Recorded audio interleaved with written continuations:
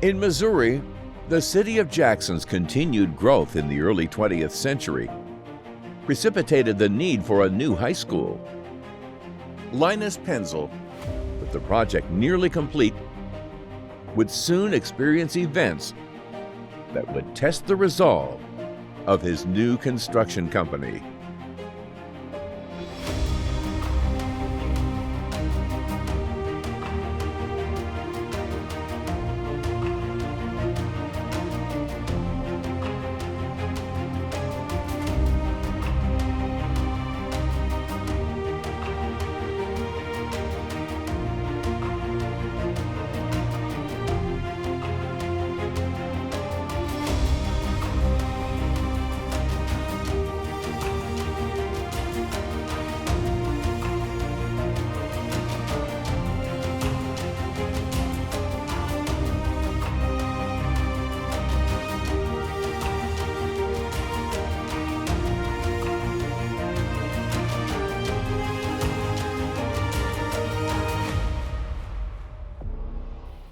From 1910 to the year 1920, the city of Jackson experienced some of its slowest growth due to both the Great War and the new global threat of Spanish influenza. World War I began as the Great War on July 28, 1914, with the assassination of Archduke Franz Ferdinand of Austria and his wife Sophie, Duchess of Hohenberg. The United States attempted to remain neutral, but eventually joined the growing conflict on May 7, 1915, as 128 Americans died when the British passenger ship Lusitania was sunk by a German submarine. The nation would shoulder a heavy toll in economy, resources, and lives until its final resolution with the armistice of November 11, 1918. Leading up to the war, Jackson had been growing steadily, with increasing public needs pushing new development. Through the first 10 years of the new century, we would see 420 new people calling Jackson home. The following decade would only introduce 9 people to the community, less than 1 person a year. During this time, Linus's father, Gustav, developed heart issues and could no longer contribute to the intense manual labor with his son. Their prior divisions now healed, Gustav moved to a position of financial oversight, while Linus took the lead. The two dedicated themselves completely to continuing development of the construction company, and it was in these early days that the company's new headquarters were established at High Street in uptown Jackson. One of Jackson's distinguishing features is its public school campus in the heart of its uptown district. The historic area dates back to the days of the Jackson Military Academy. Established in 1899, the academy was a 3-story building with internal steam heating. It stood for a decade until it was purchased along with the property by the Jackson R2 School District. While war raged in Europe among global superpowers, the building was transformed into a high school, where it was then used by the town's children for the following 10 years. But as the new decade opened, the school's board of directors decided that a new building was needed. Linus Penzel was the only contractor to submit a bid. He now faced the dilemma of the construction bond, a problem Linus knew he'd never be able to tackle with the company's current finances.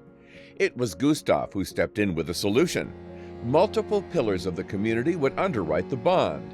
Without the support of these men, it's likely Penzel Construction Company would never have been able to take on the high school project and expand its growing portfolio.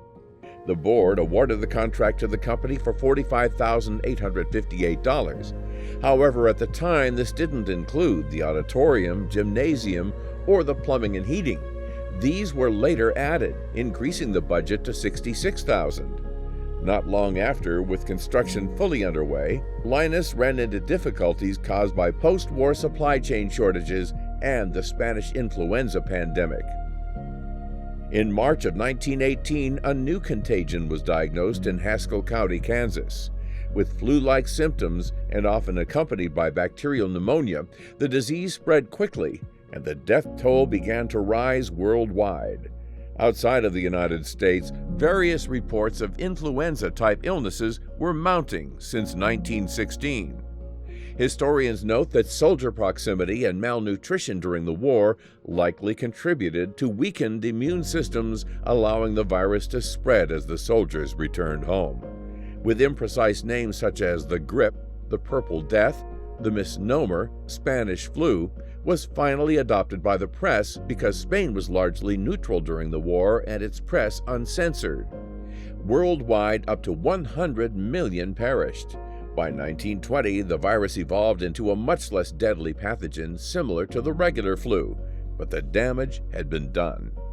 On August 17, 1920, Linus addressed construction issues based on the supply chain problems. By this date, the foundations were laid, the basement footings complete, and the brick walls started to rise high above the ground. Many of these bricks were salvaged by Linus from the old Jackson Military Academy. Building A, as it became known, embodied the distinctive architectural characteristics of pre-World War II buildings. It stood as a symbol for the city of Jackson and Cape Girardeau County that schooling was critically important. Education was now a common, shared experience in early 20th century life. The Jackson High School was officially dedicated on May 23, 1921, with the keynote speech given by Sam A. Baker, who was the Missouri Superintendent of Schools and later would have a state park named in his honor. The following year, Linus Penzel went on to construct the Jackson branch of the International Shoe Company on East Main Street. On March 11, 1923, at roughly 6:30 in the evening, a weather front pushed through the region, bringing a horrific storm system and a tornado. The storm ravaged uptown Jackson, destroying the Episcopal Church, the Masonic Hall, and the Corinthian Baptist Church. The tornado whipped through the burgeoning town, leaving many homes and buildings in a heap of wreckage. The town lights, telephone service, and telegram system were all gone. The following morning, it became clear just how much damage had occurred. The tornado's path was 2 blocks wide, and many homes were now wiped away, with approximately $100,000 worth of devastation, a catastrophic number for the time period. Fortunately, no lives were lost. Over at the Jackson High School, the recently finished structure only suffered minor damage to its parapets and a few windows. Linus Penzel was quickly recruited to build a new Corinthian Baptist church, and it wouldn't be long before the city of Jackson would recover. On March 29, 1924, Linus's father, Gustav, died.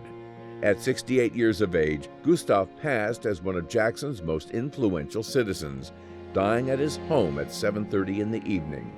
The funeral was held at the Episcopal Church on Monday afternoon, conducted by the Reverend Titus Lehman. This same year, Linus built the William Mayfield College in what is now Marble Hill, Missouri, but he would do so alone. 2 years later, in 1926, Gustav's heirs sold the Penzel farmland to Dr. D.E. Kreitz. Over time, a portion of the farm became what is now the Jackson City Park. In 1929, Linus also constructed the bridge project south of Cape Girardeau on Old Highway 61, and it stands to this day almost a century later. The Linus Penzel Construction Company would continue in slow yet steadfast growth, with the Jackson R2 School District assigning more work to Linus for a new annex on Building A, which was dedicated on January 10, 1929. A tribute to the prowess and determination of Penzel Construction Company. With the first 2 tumultuous decades of the 1900s safely behind them, the Jackson area and the Linus Penzel Construction Company would face a new threat in the Great Depression.